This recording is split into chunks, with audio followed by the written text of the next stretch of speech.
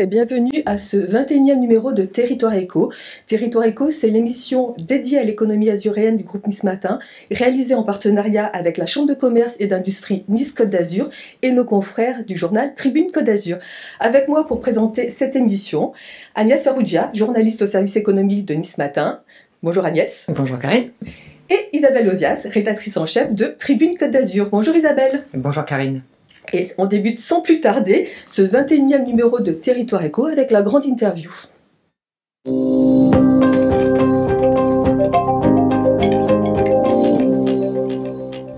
Alors, on n'a jamais autant parlé intelligence artificielle que ces derniers jours avec le sommet pour l'action sur l'IA qui vient de se terminer à Paris, mais aussi le World Artificial Intelligence Cannes Festival qui débute aujourd'hui. Alors, outre les nombreuses annonces qui ont été faites, ces deux événements ont eu le mérite de positionner l'Europe et la France sur la carte mondiale de l'IA. Bon.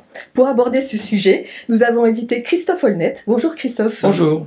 Alors, vous êtes investisseur, vous êtes business angel chez Seven2, qui est un important fonds français en capital investissement. Vous coachez les PME, notamment à se développer à l'international.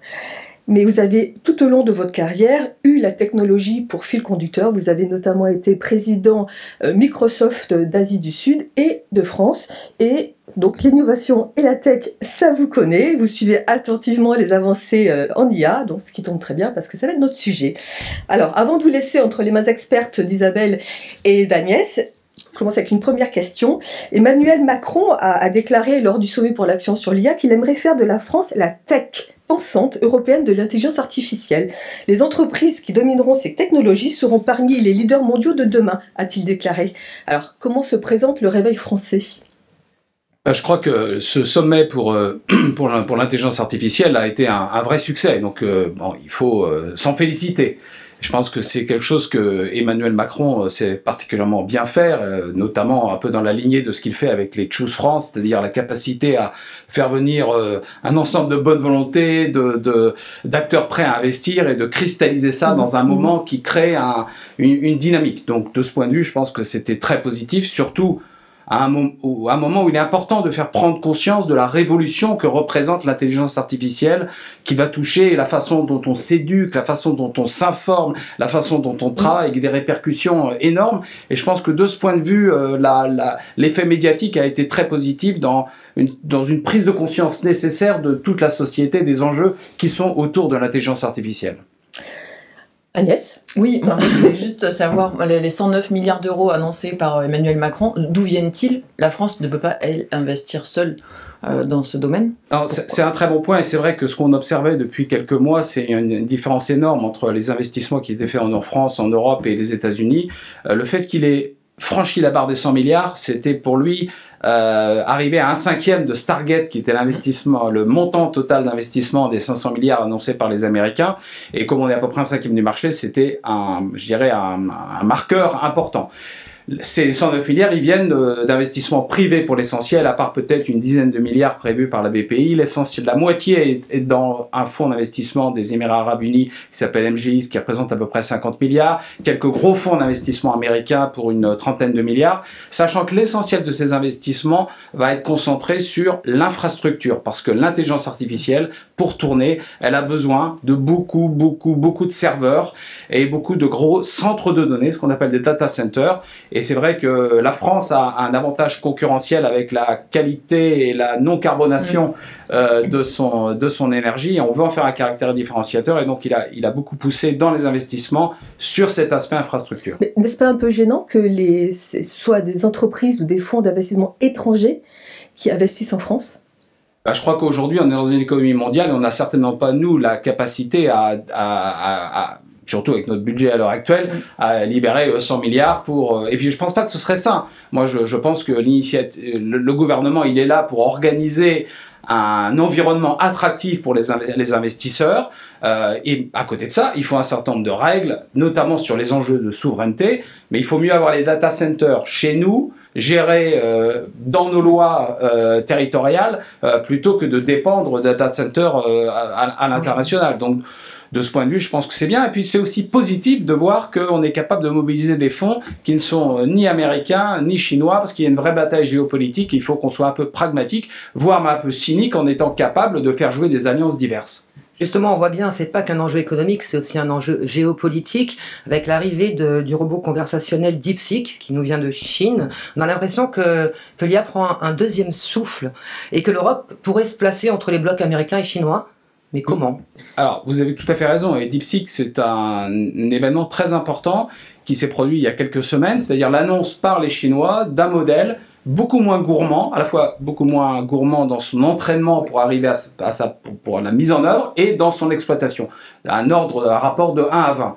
Donc ça a été un choc. Et d'ailleurs, parce que les Américains étaient dans une dynamique de dire finalement, nous, on a les puces Nvidia, donc les fameuses microprocesseurs, on a les ordinateurs, on a la technologie, et finalement, on va mettre tellement de milliards que personne ne pourra suivre. Donc on était face à une sorte de mur du financement en se disant comment on va pouvoir rivaliser. Et ce qu'a apporté DeepSeek, c'est de se dire, attention, on peut peut-être demain avoir des grands modèles de langage, donc ces systèmes d'exploitation de l'intelligence artificielle, qui soient beaucoup moins gourmands en énergie, beaucoup moins gourmands en capitaux, et donc c'est une énorme opportunité qui d'ailleurs a été tout à fait prise au sérieux par la bourse, puisque 1000 milliards de valorisation ont été effacés le lendemain essentiellement sur les grands géants de la tech. Donc pour nous, c'est un espoir parce que le produit est open source, on peut tout à fait nous-mêmes développer nos propres systèmes et on pourrait effectivement s'interroger de pourquoi est-ce qu'on ne l'a pas fait nous avec notre savoir-faire et nos compétences. En fait, il y avait des pistes en Europe, en France, même ici sur la Côte d'Azur, en ce sens,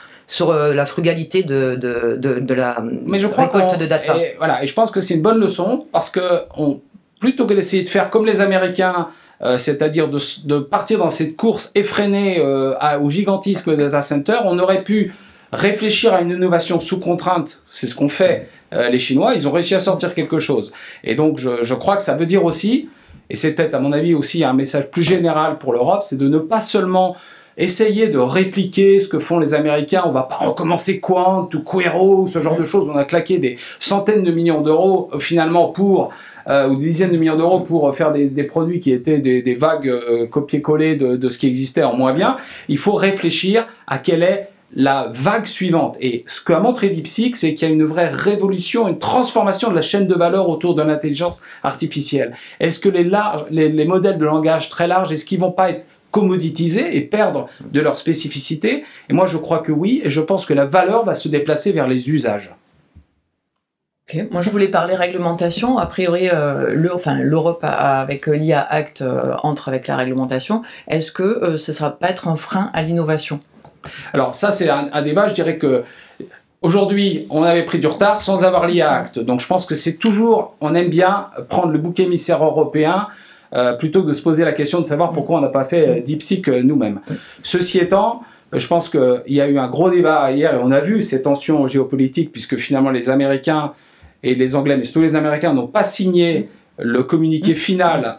C'était assez rare dans l'administration de Trump précédente. Ils signaient et puis ils se dédiaient dans l'avion du retour. Là, ils sont venus avec vraiment une volonté extrêmement affirmée, presque agressive, en disant, en refusant de signer et en voulant en fait imposer un modèle de développement, notamment par exemple sur la liberté d'expression ou ce genre de choses, à l'Europe. Et face à ça, il faut qu'on réagisse. Ou alors, on rentre dans un monde où tous les accords multilatéraux vont exploser. Et c'est la loi du plus fort. Donc les Américains n'auront plus d'alliés, mais des vassaux. Donc soit on va vers ce destin de vassal des États-Unis, soit on est capable de réagir. Et la réaction, elle doit être au niveau européen. Il faut arrêter avec cette souveraineté française. La souveraineté, la bonne échelle de souveraineté, c'est l'échelle européenne.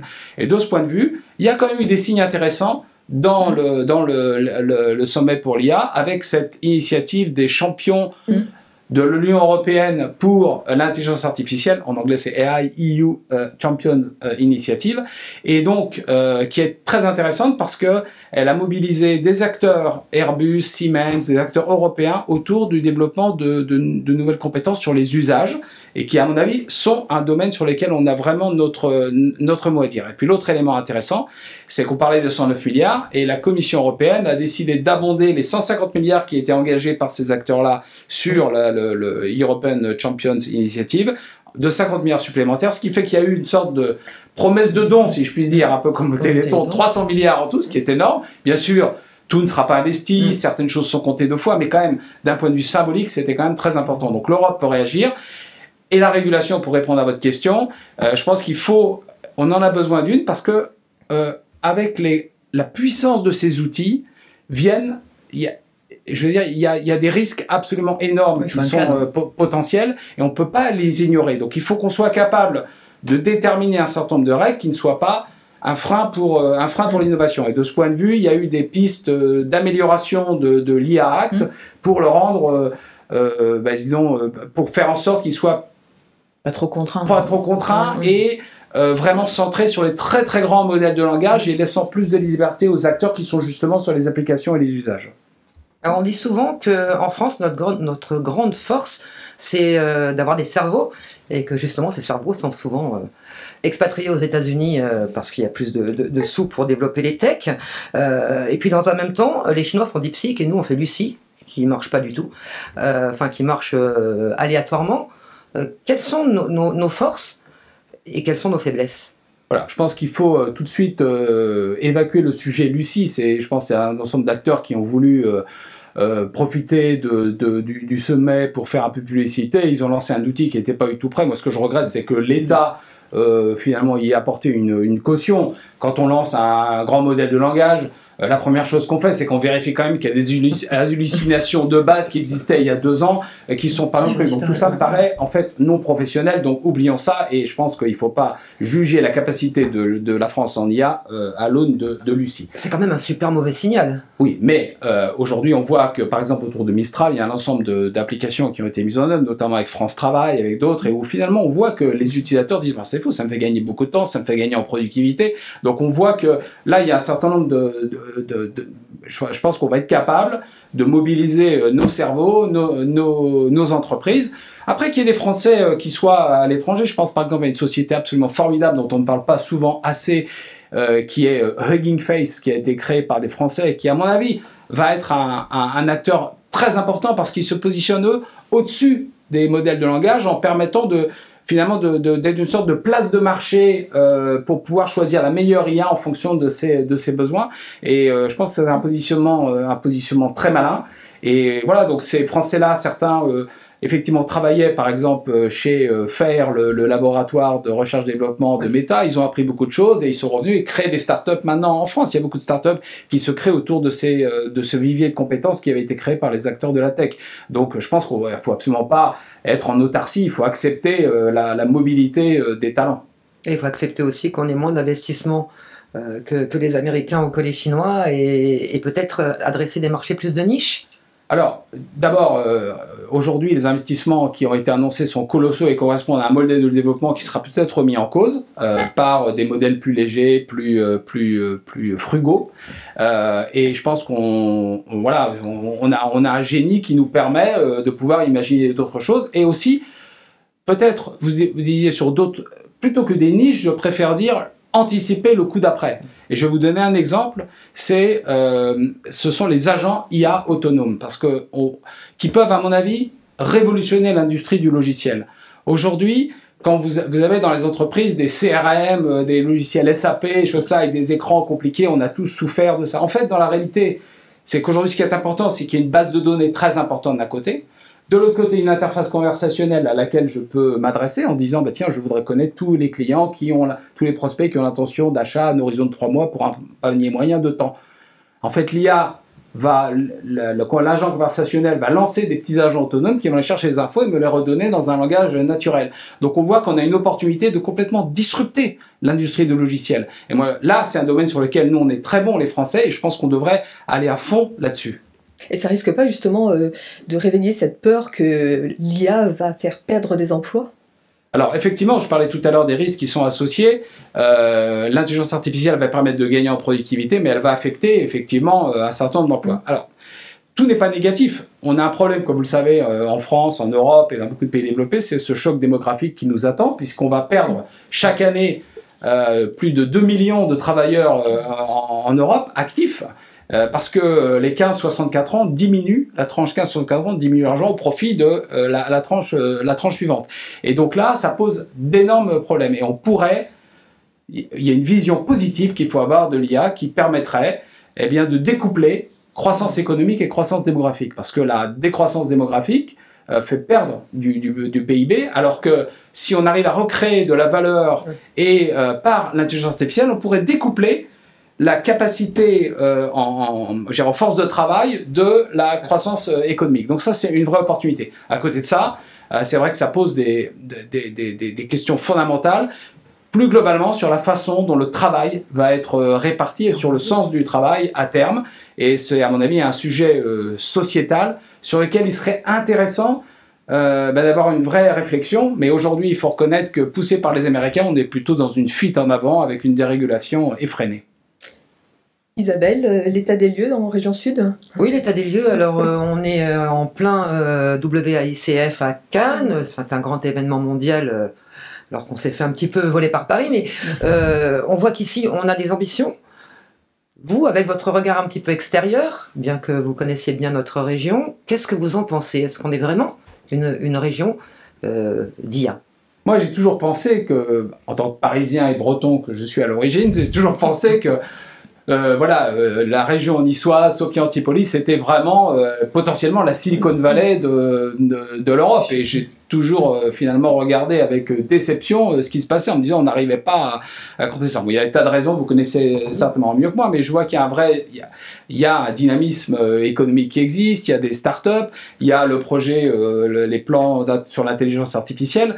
Donc maintenant, ce qu'il faut espérer, c'est peut-être que sur tous ces milliards qui ont été annoncés, on soit capable, non pas on ne saupoudre pas, mais on décide de vraiment mettre le paquet à certains endroits. Je pense que c'est ce qui manque souvent aux décisions à la fois européennes et politiques. On l'a vu par exemple à l'époque avec les pôles de compétitivité, 94 pôles de compétitivité. Bon, évidemment, on saupoudre de l'argent et ça n'a aucun effet. Donc je pense que ce qu'il faut, c'est arriver à affirmer une identité, un savoir-faire spécifique, peut-être dans la santé. Je sais qu'il y a pas mal d'acteurs dans ce domaine ou d'autres. C'est de trouver là, en l'occurrence, une niche, d'avoir vraiment une différenciation et de faire en sorte qu'il y ait des fonds conséquents qui soient mobilisés sur la région et peut-être ailleurs dans d'autres régions sur d'autres sujets. C'est ça qu'il faut plutôt que d'essayer de donner un peu à tout le monde. Là, on a l'impression un petit peu, excuse-moi Karine, mais on parle beaucoup de Saclay. On a toujours une espèce de rengaine qui fait que les investissements sont dirigés ou sur Paris ou effectivement sur des pôles de niche. Et nous, Sophia Antipolis, on a l'impression qu'on est plus connu à l'international que reconnu au national. Oui, ben là, je pense qu'il y a un vrai travail de lobbying à faire, de relations publiques sur Sophia Antipolis pour être peut-être plus identifié, et la région niçoise dans son ensemble, plus identifié. Mais là, je pense qu'il faut faire valoir des spécificités et puis essayer de mobiliser les acteurs par rapport à ça.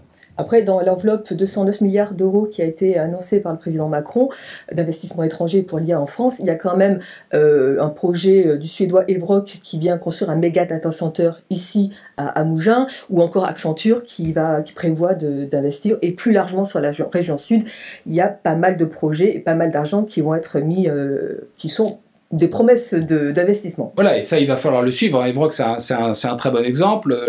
Après, il n'y a pas forcément le foncier disponible pour pouvoir faire les data centers, mais il y a, je pense, l'énergie entrepreneuriale, il y a des acteurs économiques. Bon, cette émission est un bon exemple du fait on est capable de valoriser aussi les acteurs locaux, mais il y a certainement une liaison peut-être à améliorer, mais je ne suis pas un spécialiste, je ne me suis pas penché en détail sur la question, mais à améliorer dans la relation avec Paris. Mais c'est vrai qu'il y a un potentiel absolument énorme de faire de cette région un fer de lance sur certaines applications de l'IA. Agnès, une dernière question une question sur le côté énergie. Tout à fait. Je peux. L'IA très énergivore, on le sait. 35 data centers annoncés en création en France. Est-ce qu'on peut concilier course à l'IA et frugalité? En fait, la réponse est probablement non, parce que même si on a des modèles un peu plus frugaux, quand on pense qu'aujourd'hui une requête ChatGPT, un petit dialogue va consommer 1 demi-litre d'eau, mais alors qu'il y en a un instant de raison des centaines de millions, voire des milliards dans le monde, et on va aller vers une course accélérée. Donc je pense que même si on avait une IA entre guillemets plus frugale, on occuperait très largement tous ces data centers. Maintenant, la question qui se pose, c'est que le président Macron a bien dit bah, on a de l'énergie fiable, décarbonée, c'est formidable. Mais aujourd'hui, même si on est un peu exportateur net, si on rajoute si on rajoute plusieurs data centers à plusieurs gigawatts de consommation, on n'arrivera jamais à assurer, ou alors il faut développer des EPR, mais le temps de développement d'un EPR n'est pas tout à fait compatible avec les 5 à 7 ans d'horizon qu'on nous a donné. Donc je crains malheureusement, et notamment parce que les grands acteurs les plus dominants, vous savez, il y a c'est cette citation de Winston qu'on a attribuée à plein de gens, et dont Winston Churchill, avec le grand pouvoir viennent les grandes responsabilités, bon, malheureusement, qui était très très reprise par les Américains dans la culture américaine, y compris dans Superman. Et ben en fait on se rend compte qu'on est très loin de ça, puisque là maintenant c'est une course effrénée à la domination sans se préoccuper des régulations et du réchauffement climatique. Donc voilà, malheureusement je pense qu'on ne va pas améliorer les statistiques d'accroissement de la température moyenne de la planète avec ce qui se passe sur l'intelligence artificielle. C'est sur cette note un peu alarmiste que nous allons terminer cette interview. Merci à vous trois, merci Christophe Holnet. Vous restez avec nous et nous passons au journal de l'écho.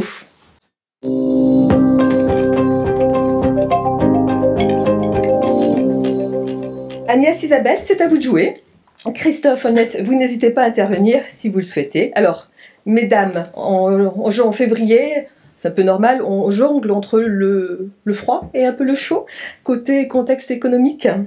Oui, le bon indicateur du mois, c'est celui qui nous est fourni par les aéroports de la Côte d'Azur. Nice renoue avec ses records historiques de fréquentation. En 2024, l'aéroport a accueilli environ 15 millions de passagers, 14,8 millions pour être précis. C'est mieux qu'en 2023, mais c'est surtout beaucoup mieux qu'en 2019, qui était l'année de référence jusque-là, 14,5 millions de passagers accueillis. Alors l'explication, c'est un tourisme florissant, mais ce sont aussi les 112 destinations proposées vers 45 pays. Et la hausse des longs courriers vers les USA, le Canada, les pays du Golfe. Et en 2025, bonne nouvelle, on annonce encore davantage de ces longs courriers, notamment vers les USA. On va voyager. Agnès ? Notre bon indicateur, ce sont les 500 millions d'euros d'investissement sanctuarisés sur le budget de la métropole Nice-Côte d'Azur en 2025. Une annonce faite par Christian Estrosi devant tous les acteurs économiques du territoire et qui a été saluée par les entreprises qui ont dit que c'était un excellent signal à donner aux autres collectivités. Et on continue dans les investissements avec un fonds de tourisme Côte d'Azur qui annonce poursuivre sur sa lancée, toujours avec M Capital aux commandes. En 2021, il avait été doté de 45 millions d'euros et avait aidé à financer 31 projets axés tourisme durable. Alors on parle des hôtels, des restaurants, chambres d'hôtes ou camping, avec en ligne de mire les Jeux Olympiques 2030. L'ensemble des partenaires se dit prêt à remettre le couvert avec la création d'un nouveau fonds fin 2025. Toujours pour parler d'infrastructure, après Maréterra, le nouveau quartier de 6 hectares qu'a bâti Monaco sur les eaux, Monaco va cette fois-ci pousser les murs du Grimaldi Forum pour les 25 ans du centre de congrès et de culture. 8000 m² de plus, Karine, bientôt pour ce centre qui accueille 300 000 visiteurs chaque année et qui génère 70 millions d'euros de retombées économiques. Alors malgré ces indicateurs plutôt verts, les chefs d'entreprise restent inquiets. On en a fini avec les bonnes nouvelles. Nous entrons dans une très forte accélération des difficultés, même pour les plus solides. L'oracle n'est pas optimiste. Il est signé Jean-Pierre Savarino, président de la Chambre de commerce et d'industrie Nice-Côte d'Azur. Ce qui l'inquiète particulièrement, c'est que ce sont désormais des grosses PME, voire des ETI, entreprises de taille intermédiaire, qui sont en souffrance. Et ça, par ricochet, eh bien, c'est très mauvais pour le territoire, les partenaires, les fournisseurs et les sous-traitants. Justement, qu'en pensent les syndicats patronaux, Agnès ? Pas mieux. On peut citer Pierre Ippolito, le président du MEDEF et de l'Union patronale pour les Alpes-Maritimes. Il a dit, je cite, « Nous avons besoin de stabilité et de visibilité, sinon nous fonçons droit vers la décroissance. » Décroissance, le mot est lâché, semble décrire une conjoncture qui s'annonce maussade pour 2025, avec à peine 0,8 points de croissance annoncée. Et on passe au sujet du mois qui, aux surprises, est l'intelligence artificielle. Oui, s'il y a un secteur qui garde la patate comme Agnès, c'est celui de l'intelligence artificielle, hormis le petit camouflet dont on parlait tout à l'heure, du WAICF qui s'est fait un petit peu voler la vedette par son concurrent parisien. Parmi les grandes annonces, on peut citer quand même une alliance entre 60 grands groupes, dont Thales, et pour nous c'est important ici, pour faire de l'Union européenne un leader en intelligence artificielle. Pour ceux qui ont raté tout à l'heure l'interview, on va reparler des 109 milliards d'euros annoncés par Macron sur l'intelligence artificielle. Une petite partie va être captée ici à Mougins par la suédoise Hivroc avec la création d'un méga data center, 96 mégawatts, capacité 50 000 GPU. Autrement dit, un gros centre de stockage de données ultra sécurisé, et ce sera donc à Mougins. Opérationnel d'ici la fin de l'année. La fin de l'année 2025. Il y a une filière qui dénote un peu par son dynamisme, c'est celle de la culture. Oui, on s'y attendait pas forcément, mais parmi les lauréats France 2030, il y a un ovni, c'est Directro Prod, celle qui a monté et promu Piaf le spectacle. Je ne sais pas si vous avez vu Piaf le spectacle. C'est le plus gros succès francophone de tous les temps sur scène. 1 million de spectateurs déjà captés. Mais sous les planches, eh bien, il s'agit bien d'une entreprise, 39 salariés, 200 intermittents du spectacle affiliés, 500 événements promus et produits l'année dernière pour un chiffre d'affaires de 3,2 millions, donc 44% à l'export. C'est quand même une très belle performance. Bonne nouvelle pour la team de Gilles Marsalin qui vise les 4,5 millions pour 2025. La tournée Piaf le spectacle va s'arrêter pendant 3 mois en fin d'année à Broadway. Et ça, c'est quand même un petit événement pour une production niçoise. Et puis, c'est une bonne façon de mettre en lumière cette filière qui compte aussi sur notre échiquier économique. Et on passe à une rubrique qui devient récurrente, et c'est une bonne nouvelle puisqu'il s'agit des croissances externes. Alors en croissance externe, Karine, je peux parler de Cap Assurance qui a racheté 2 boîtes lyonnaises, Nils Expat et Bébé Courtage. La spécialiste niçoise donc du courtage en assurance internationale et ciblée expatriée plus spécifiquement, va se doter de 2 nouveaux leviers pour négocier des conditions encore plus favorables avec ses partenaires assureurs. Idem, mais en demande pour Aluminor. Alors c'est une comptoise qui est positionnée sur le segment de la conception et la fabrication de luminaires d'intérieur. Elle avait déjà racheté un atelier dans la région bordelaise mi-2024. Elle continue son renforcement, cette fois-ci avec une acquisition dans la région lyonnaise qui va lui permettre de maîtriser la technique de conception et de fabrication des abat-jours et ainsi de proposer un catalogue de plus en plus made in France. Et puis ce n'est pas une croissance externe, mais une belle promesse de développement qui attend Toumaï, qui a fait de l'intelligence artificielle un traducteur tant sur les langues que sur les aspects culturels en général pour une meilleure compréhension et de meilleures synergies entre les entreprises. La Canoise a levé 1 million d'euros pour élargir son grand dictionnaire de data. Donc, merci à vous, mesdames, pour ce résumé très complet de l'actualité éco. Et on passe à la séquence en coulisses.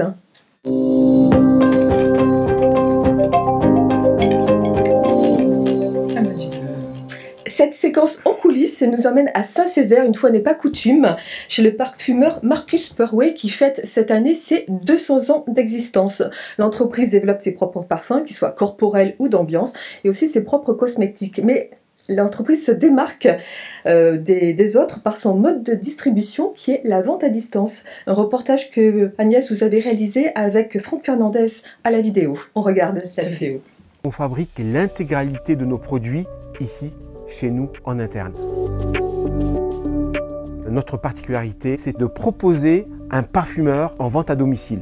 Ils vont vraiment avoir un conseil adapté et consacrer du temps à la cliente.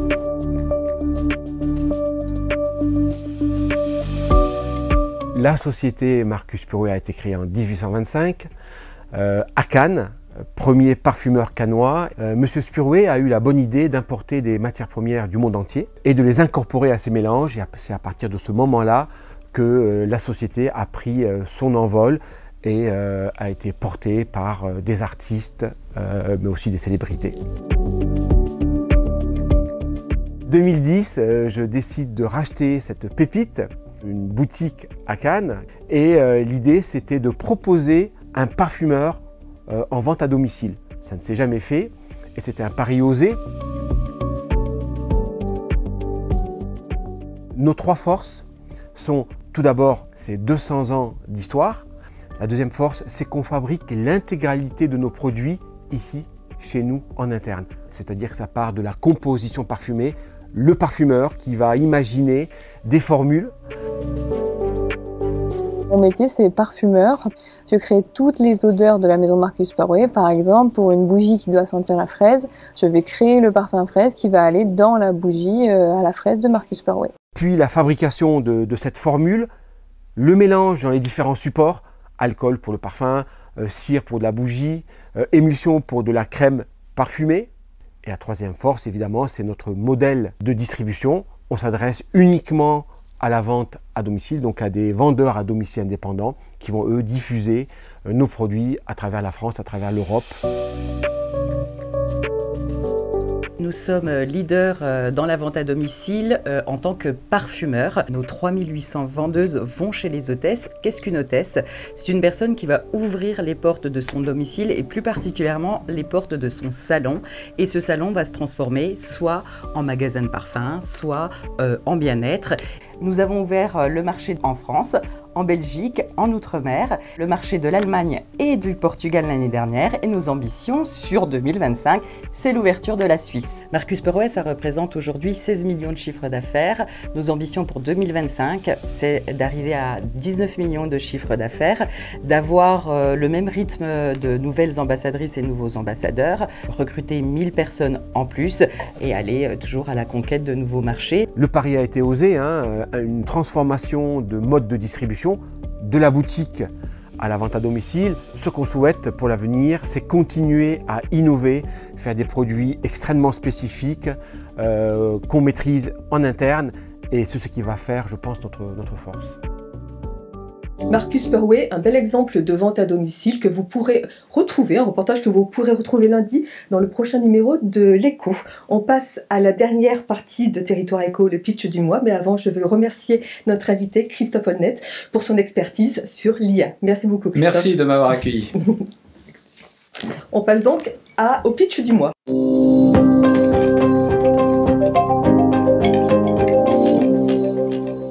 Et on va reparler intelligence artificielle avec Charles Cohen, le cofondateur de la start-up niçoise Bodyguard, qui s'est fixé pour objectif de modérer en temps réel les contenus toxiques et indésirables sur les réseaux sociaux.